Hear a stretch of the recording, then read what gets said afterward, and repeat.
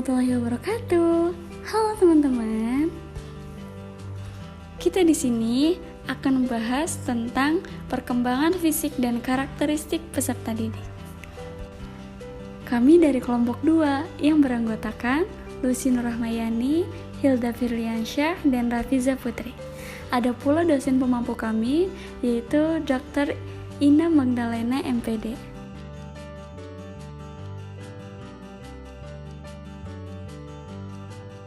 Perkembangan fisik merupakan suatu perubahan yang terjadi pada fisik manusia.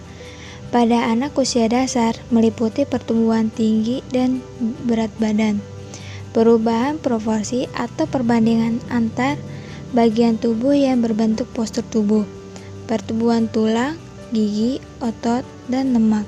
Perkembangan anatomis ditunjukkan dengan adanya perubahan kuantitatif pada struktur tulang belulang, indeks tinggi dan berat badan, proporsi tinggi kepala dengan tinggi garis diajekan badan secara keseluruhan.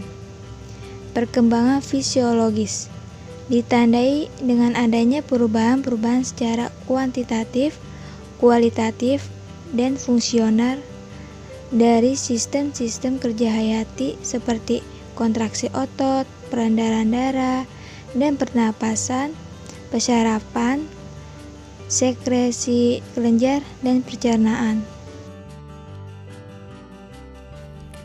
Faktor yang mempengaruhi perkembangan fisik.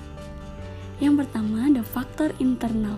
Faktor internal adalah faktor yang berasal dari dalam diri. Yang pertama ada sifat jasmania. Sifat jasmania itu adalah sifat yang diwariskan dari orang tuanya kepada anaknya. Yang pertama, melalui gen dominan. Misalnya, warna mata. Warna mata pada anak dan orang tuanya itu berbeda. Yang kedua, melalui gen resesif. Misalnya, mata anak berwarna biru, tetapi orang tuanya tidak berwarna biru. Itu karena hanya memiliki gennya saja. Yang kedua, kematangan. Kematangan yaitu pertumbuhan fisik meskipun si anak diberikan makanan dengan gizi yang tinggi, tetapi apabila kematangannya belum sampai, maka pertumbuhannya akan tertunda. Faktor eksternal adalah faktor yang berasal dari luar diri. Yang pertama ada kesehatan. Kesehatan pada anak itu sangat mempengaruhi perkembangan fisik anak. Karena kenapa? Karena anak yang sakit-sakitan, pertumbuhan fisiknya akan terhambat. Yang seterusnya ada makanan. Makanan yang dikonsumsi oleh anak sangat mempengaruhi dalam perkembangan fisiknya. Karena anak yang kurang gizinya, pertumbuhan fisiknya akan terhambat.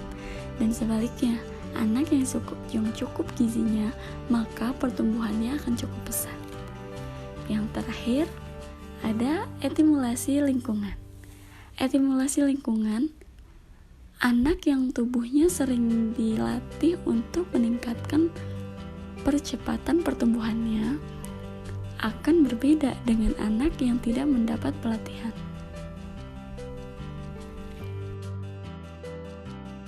Karakteristik perkembangan fisik. Terdapat perbedaan fisik berdasarkan jenis kelamin laki-laki dengan perempuan. Nah, di sini yang akan saya jelaskan adalah dari mulai usia 0 sampai 5 tahun, perkembangan fisik pada anak itu ditandai dengan mampunya melakukan macam-macam gerakan, yaitu merangkak, berjalan, melompat. Di umur 5 sampai 11 tahun, anak perkembangannya waktu relasi lebih lambat dibanding masa anak-anak. Kesehatan umum relatif tidak stabil dan mudah sakit. Nah, pada usia 8 sampai 9 tahun, anak ketahanan tubuhnya itu bertambah, seperti misalnya anak laki-laki cenderung aktivis yang ada kontak fisik seperti misalkan berkelahi. Pada 10 sampai 11 tahun, kekuatan anak laki-laki lebih kuat daripada perempuan. Nah, kenaikan tekanan darah dan metabolismenya juga tajam. Perkembangan masa remaja yang paling menonjol terdapat pada perkembangan kekuatan, ketahanan, dan organ seksual, yaitu pertumbuhan berat badan dan tinggi badan yang sangat cepat. Pada masa dewasa, pertumbuhan anak pada setiap anak menjadi sangat bervariasi seiring dengan pertumbuhan fisiknya. Misalkan laki-laki cenderung lebih baik kemampuan fisiknya dan gerakannya lebih terampil daripada perempuan. Nah, pada masa ini dibilang pertumbuhan fisiknya itu mulai terhenti, tapi tidak semua benar karena pertumbuhan tinggi badan masih bisa terjadi selama lempeng pertumbuhan pada tulang panjang masih terbuka. Pertumbuhan juga berpengaruh pada faktor genetik. Pengertian karakteristik peserta didik. Menurut bahasa, karakter adalah tabiat atau kebiasaan. Menurut ahli psikologi, karakter adalah sebuah sistem keyakinan dan kebiasaan yang mengarahkan tindakan seorang individu. Peserta didik adalah manusia dengan segala fitrahnya. Mereka mempunyai perasaan dan pikiran serta keinginan atau aspirasi. Mereka mempunyai kebutuhan dasar yang perlu dipenuhi. Dalam kurung, pangan, sandang, papan. Kebutuhan akan rasa aman, kebutuhan untuk mendapatkan pengakuan, dan kebutuhan untuk mengaktualisasi dirinya. Dalam kurung menjadi dirinya sendiri sesuai dengan potensinya.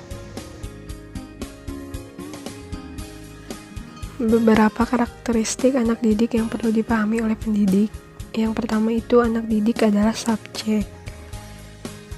Maksudnya yaitu pribadi yang memiliki kesendirian dan kebebasan dalam mewujudkan dirinya sendiri untuk mencapai kedewasaannya.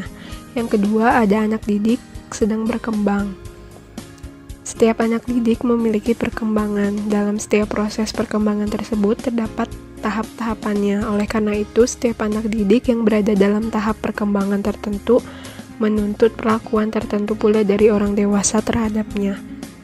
Yang ketiga, anak didik hidup dalam dunia tertentu. Setiap anak didik hidup dalam dunianya sesuai tahap perkembangannya.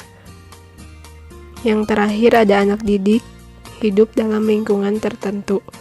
Anak didik adalah subjek yang berasal dari keluarga dengan latar belakang lingkungan alam dan sosial budaya tertentu. Oleh karena itu, anak didik akan memiliki karakteristik tertentu yang berbeda-beda sebagai akibat pengaruh lingkungan di mana ia dibesarkan atau dididik. Karakteristik yang dimiliki peserta didik berdasarkan usianya. Yang pertama ada karakteristik perkembangan masa anak awal berlangsung dari 2 tahun sampai 6 tahun. Yaitu setelah anak meninggalkan masa bayi dan mulai mengikuti pendidikan formal di SD. Yang kedua karakteristik perkembangan masa anak akhir dari umur 6 tahun sampai 12 tahun. Orang tua menyebut masa anak akhir sebagai usia yang menyulitkan karena anak pada masa ini lebih banyak dipengaruhi oleh teman-teman sebaya daripada orang tuanya, sehingga sulit bahkan tidak mau lagi menuruti perintah orang tuanya. Yang ketiga karakteristik perkembangan pada masa puber atau masa remaja dari umur 12 sampai 16 tahun. Ada 3 tahap. Yang pertama tahap prapuber, bertumpang tindih dengan 2 tahun terakhir masa anak akhir. Yang kedua tahap puber terjadi pada batas antara periode anak dan remaja di mana ciri kematangan seksual semakin jelas. Contohnya haid dan mimpi basah. Yang terakhir tahap pasca puber, bertumpang tindih dengan 2 tahun pertama masa remaja. Yang terakhir karakteristik perkembangan pada masa dewasa 21 tahun ke atas. Dipandang sebagai batas dewasa awal sehingga mereka telah dianggap mempunyai tanggung jawab terhadap segala perbuatannya. mereka sudah dapat dikenai sanksi pidana bila melanggar peraturan hukum. Faktor-faktor yang dapat mempengaruhi perbedaan karakteristik peserta didik. Yang pertama ada faktor jasmaniah, termasuk kesehatan dan cacat tubuh. Kedua ada faktor psikologis, inteligensi, perhatian, minat, bakat, motif, kematangan, dan kesiapan. Faktor eksternnya itu pengaruh yang datangnya dari luar. Contohnya, faktor keluarga, bagaimana cara orang tua mendidik, relasi antara anggota keluarga, suasana rumah, keadaan ekonomi keluarga, pengertian orang tua, dan latar belakang kebudayaan. Yang kedua ada faktor sekolah, bagaimana metode mengajar guru, kurikulum, relasi guru dengan siswa, relasi siswa dengan siswa, disiplin sekolah, penggunaan alat pelajaran, waktu lamanya sekolah, standar belajar di atas ukuran, keadaan gedung, ataupun metode belajar dan tugas siswa. Yang terakhir ada faktor masyarakat, kegiatan siswa dalam masyarakat, media massa, bagaimana ia bergaul dan bentuk kehidupan di masyarakat.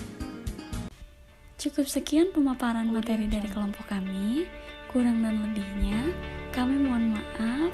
Terima kasih banyak buat kalian yang udah nonton video kami. Semoga bermanfaat untuk kita semua. See you next time teman-teman. Bye-bye. Assalamualaikum warahmatullahi wabarakatuh.